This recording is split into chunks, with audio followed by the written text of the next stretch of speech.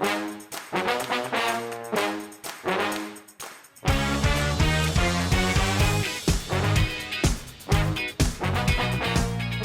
I'm Jill, Chief Safety Officer with Vivid Learning Systems. I'm a former OSHA inspector, and I'm here to help you identify and correct workplace safety hazards. For this series, we're at the University of Louisville in beautiful Kentucky to show you no matter where you work, safety is for everyone.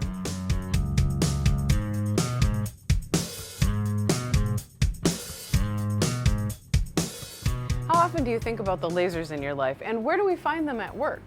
We might find them in welding situations, cutting, etching, diagnostic imaging, even in the entertainment industry, and also at universities, which is where we are today at the University of Louisville. And I happen to be with Sarah Hughes, who is the Laser Safety Training Officer here on the campus. And I'm wondering, could you just tell us what is a laser and what would you use one for? Okay, so laser actually is an acronym for light amplified by stimulated emitting radiation. Okay, if you think about a regular light source like a light bulb, it's made up of all different wavelengths and all different colors, but it's actually the white light that you see, and it disperses a whole lot from the origin of the source. So as a light bulb comes out, the light goes really fast, disperses out quite a bit. In a laser, it's not what you normally see in nature. It's very concentrated. It's very focused. It's monochromatic, which means there's only one wavelength and one specific color to it, and we can focus it, and they can use it in different things, like you said, in welding and research and things like that. Could you talk to us about what this laser is used for here on campus? We have quite a few lasers on the campus for research. This one specifically is actually the light source for a 2-photon microscope, and it splits the laser itself into to a microscope here and here. It's actually very high energy. They have beam blocks to contain it itself. They have these walls here to absorb any energy. It is actually used for imaging biological tissues. So I understand there's different types of lasers. In fact, there's 4 different classes of lasers. Can you maybe tell us just a little bit about each of the 4 classes? So classes 1 and 2 are your lower powered lasers. They're mostly exempt from any controls that should be required. Okay. Your class 1 lasers are like your laser printers and your disc players, things like that. Okay.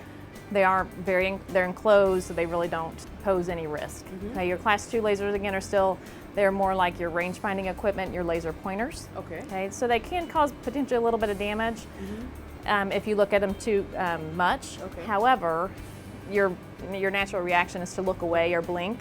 And so that's kind of your self-regulating for that. Class 3, there's 3A and 3B. They're about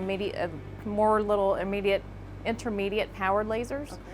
Your class 3A are your pointers and scanning equipment, things like that.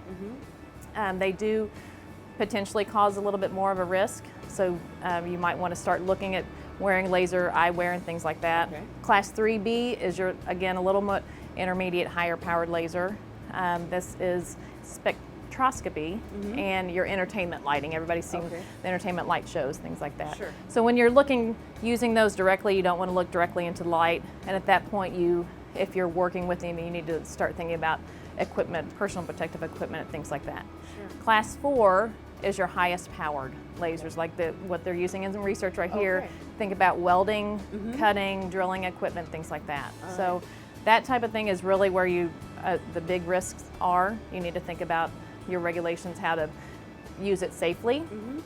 It also could cause a fire hazard depending on the target that you're looking at. If you think about like welders and what they're working with. Now, what sort of injuries could occur to an employee with a laser? Basically eye injuries and thermal injuries. So if you look too directly into a laser, you can potentially cause temporary or permanent blindness. Reactions to that are really watery eyes, getting a headache, things like that. So, and also thermal injuries, which you can cause burns. If you think about a welder that uses lasers, I mean, obviously they have to wear a lot of safety equipment, things like that.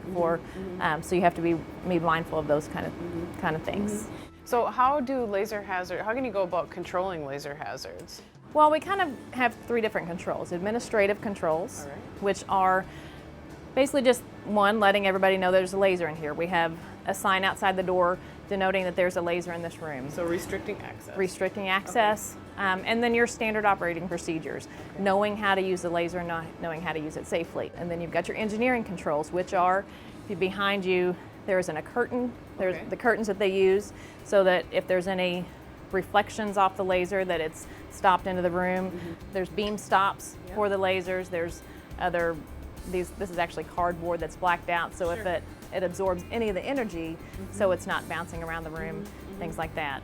And then you have your personal protective equipment. So like in this lab, anytime they're using the laser, they always wear their eye protection. The biggest thing with eye protection is that not all safety glasses are the same when it comes to lasers. Lasers come in all different kinds of energies, so you want to make sure that you have the correct eyewear for that energy of your laser. Sure. Correct shade. The correct shade for it, things like that. Okay. Wow, yeah, very good, interesting.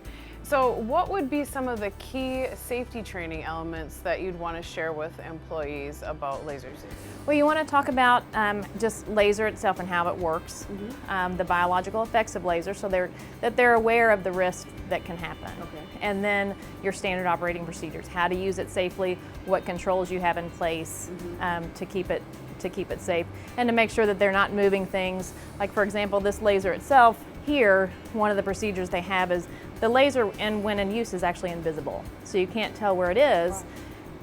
So prior to using it, they can put it in a visible light spectrum, so they turn it on, they can see, make sure that it's moving horizontally, it hasn't changed, it's not scattering anywhere before they turn it on properly. So it's things like that that need to be specific to the laser you're working with. Yeah, very good, interesting. Thank you, Sarah. Really appreciate you sharing this information with us today. So remember all of the different elements, the 4 different kinds of lasers that you can have available in your workspace, and the important measures to take with administrative controls, engineering controls, and of course, personal protective equipment. I hope you gained a safety skill today. If you know someone who needs this, go ahead and pass it on. Safety is everyone's business.